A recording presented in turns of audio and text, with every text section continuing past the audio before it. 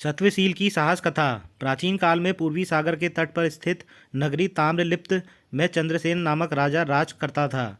वह वीर प्रतापी और बुद्धिमान था। उसकी ख्याति से प्रभावित होकर एक बार एक राजकुमार निर्धन के देश में उसके पास आया। उस राजकुमार का नाम सत्वशील था। सत्वशील ने अनेक वर्षों तक राजा चंद्रसेन की खूब सेवा की, किंतु उसे सदैव ऐसा प्रतीत होता जैसे उसे उस सेवा का कोई अच्छा फल नहीं प्राप्त हुआ है। एक बार राजा चंद्रसेन अपने सैन्य दल के साथ वन में आखेट के लिए गए। वे एक मतवाले सुअर का पीछा करते हुए अपने सैन्य दल से बिछुड़ गए और वन में भटकने लगे। उस सैन्य दल में सत्वशील भी शामिल था। राजा को ना पाकर सैन्य दल राज्य में लौट गया, किंतु सत्वशील न लौटा और राजा को खोजने लगा। आगे सघन वन था, अतः घोड़े पर सवार ना होकर वह पैदल ही राजा की खोज करने लगा। अतः उसने राजा को खोज ही लिया। राजा चंद्रसेन भी वन में भटककर व्याकुल हो रहा था और प्यास से उसका बुरा हाल था।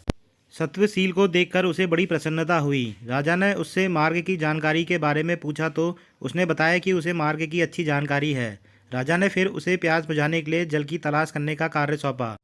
सत्वशील ने एक ऊंचे पेड़ पर चढ़कर दृष्टि घुमाई तो कुछ दूरी पर उसे एक सरोवर दिखाई दिया। वह राजा को उसी सरोवर के पास ले गया। सरोवर पर ले जाकर सत्वशील ने राजा को पहले जल पिलाया, फिर अपने वस्त्रों में से निकालकर 2 आंवले खाने को दिए। इस प्रकार राजा ने जल पीकर प्यास बुझाई और आंवले खाकर सुधा शांत की। अब राजा चंद्रसेन सत्वशील के प्रति बड़ा कृतज्ञ हुआ। अपने महल में लौटकर राजा ने सत्वशील को बहुत से उपहार और पुरस्कार देकर सम्मानित किया। उसे दरबार में ऊंचा और सम्मानजनक पद भी दिया गया। अब वह राज्य का विश्वास पात्र और अत्यंत प्रिय बन गया। एक बार राजा ने सत्वशील को एक विशेष कार्य के लिए सिंघल द्वीप भेजा। सत्वशील के साथ बहुत से सेवक भी जल यात्रा के लिए उसके साथ कर दिए। जब उनका जहाज समुद्र के मध्य पहुंच गया तो एकाएक समुद्र में से एक ध्वज ऊपर को उठा और ऊंचा होता चला गया। तभी आकाश में तेज आंधियां चलने लगी और काली घटाएं घिर आई। फिर उस ध्वज स्तंभ ने जहाज को चुंबक की तरह तेजी से अपनी ओर खींचना शुरू कर दिया। जहाज लगातार भंवर में फंसता चला गया। अपने सहयात्री और सेवकों की रक्षा के लिए सत्वशील ने तलवार ली और समुद्र में कूद गया, ताकि उस समुद्री शत्रु का सामना करके इस संकट से निकला जा सके। तूफान में फंसकर वह जहाज समुद्र में उलट गया और सत्वशील ध्वज स्तंभ के पास कूदकर समुद्र की लहरों में खो गया। समुद्र में डुबकी लगाने के बाद जब सत्वशील ने अपना सिर जल से ऊपर निकाला तो उसके आश्चर्य की सीमा न रही। उसने देखा कि वह समुद्र में नहीं, एक सुंदर नगरी में खड़ा है और अभी एक सजे धजे कक्ष में सोकर उठा है। वहाँ एक देवी कात्यायनी का मंदिर था। मंदिर का फर्श, स्तंभ और दीवारें तक रत्नों, मणिकों और स्वर्ण से सज्जित थी। तभी देवी कात्यायनी के मंदिर में एक अनुपम सुंदरी अपनी सखियों के साथ आई और पूजा अर्चना करके चली गई।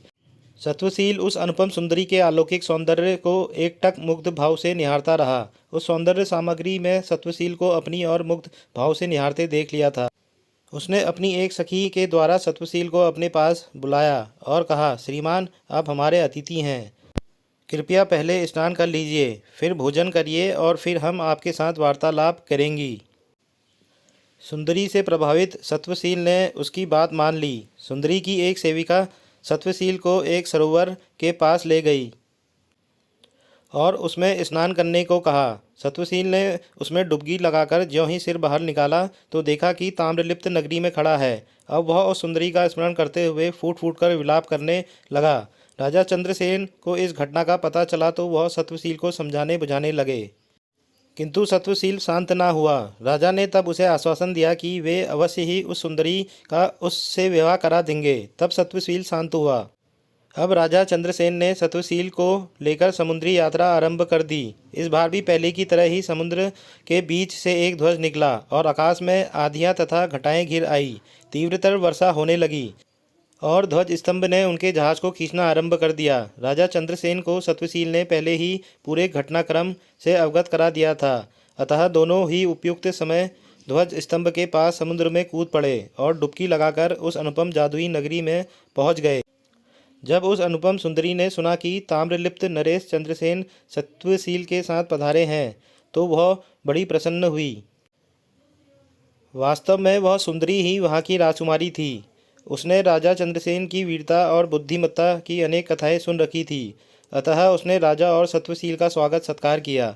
अपनी एक सेविका को आदेश दिया कि अतिथियों को पवित्र सरोवर में स्नान कराकर भोजन करा दे।